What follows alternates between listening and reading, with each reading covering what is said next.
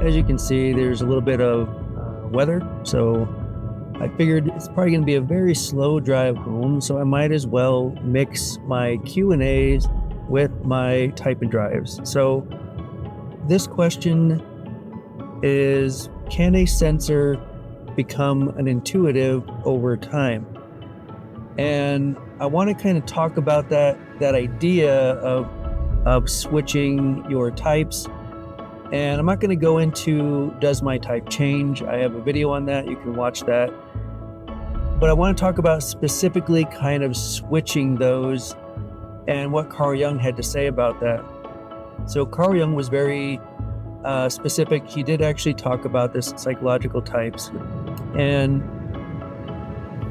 the way that you kind of need to think about this, let's say that you have somebody who is FE dominant, and you say, well, they don't really put a lot of focus, they don't really value that information of their introverted thinking, their own personal subjective logic. And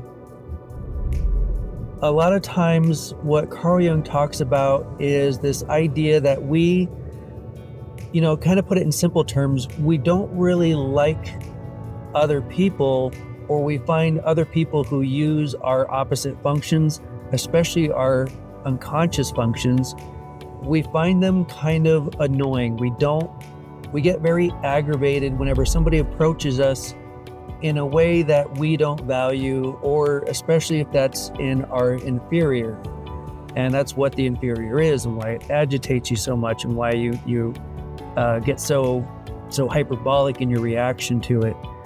But what he's saying is that whenever somebody has that, so if they're FE and they don't value their own subjective logic, and especially if they kind of, when dealing with somebody who is confronting them with those kinds of internal reasoning, they might find them very annoying. They might find them very off-putting and not like to be addressed with that kind of information.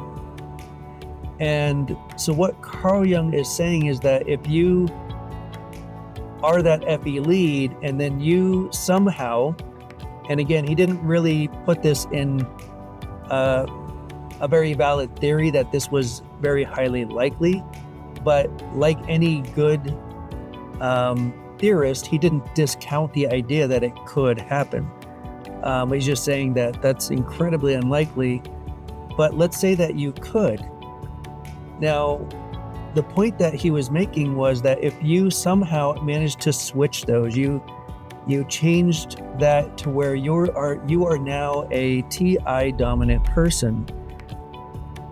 What he was saying was that you would develop that inferior FE. That would become your inferior, and you, just as much as you valued it and devalued your subjective logic, that if you were able to switch that into your dominant, that you would then see FE and devalue that you would say, you know what, that's not the right way of thinking.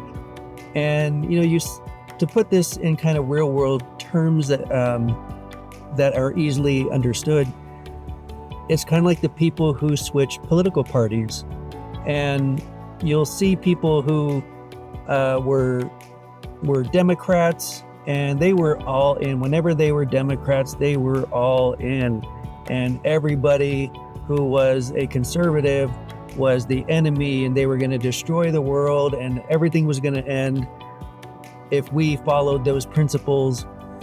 And then whenever they switch and they become a Republican, then they have they suddenly see the Democrats as they're going to destroy the world. And and you'll see people that have interviews with people like that, and it's funny because all they do is just kind of completely flip, and they now see the other person, the other side, as the enemy. So they didn't find that balance. They didn't say, listen, all of you guys are a little bit crazy. You're all way too hyperbolic, following one side or the other. it doesn't lead straight to the end of the world and the end of humanity. Maybe we're being a little hyperbolic about that. And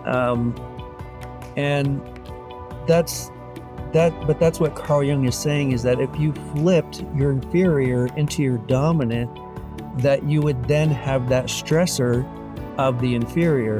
And I often ask that of people who will say, I think I'm changing type all the time. And a lot of times they're not really giving very specific reasoning for why that is. What they'll say is, hey, I think I'm switching type all the time.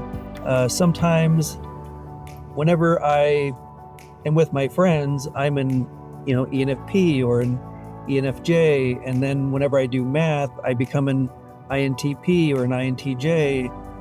And, it sounds kind of on surface level. You go, is that right? Now we all use all the functions. But what I asked them, as far as kind of trying to think that through, is when you believed that you became those other types, did you also have all those inferiors? Did you have those inferiors show up?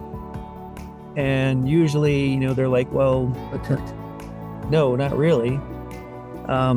So I would say that that's not what was happening, that they weren't changing types every time they kind of thought about a different thing or went to a different social setting.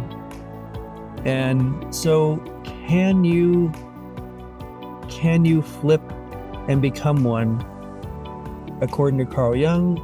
And, my own personal, how I see it, I would say, could you? Sure, I think anything is possible. And like I said, I say that in the very beginning of my changing type video, that I kind of quote the Jurassic Park, Jeff Goldblum, life finds a way. If something is needed, could it happen? I mean, the brain is an amazing organ. It's amazing what it can do, how it can rewire itself. But can you do it? Can you do it at will? Can you increase your IQ? Could somebody do that? Maybe, but how likely is that?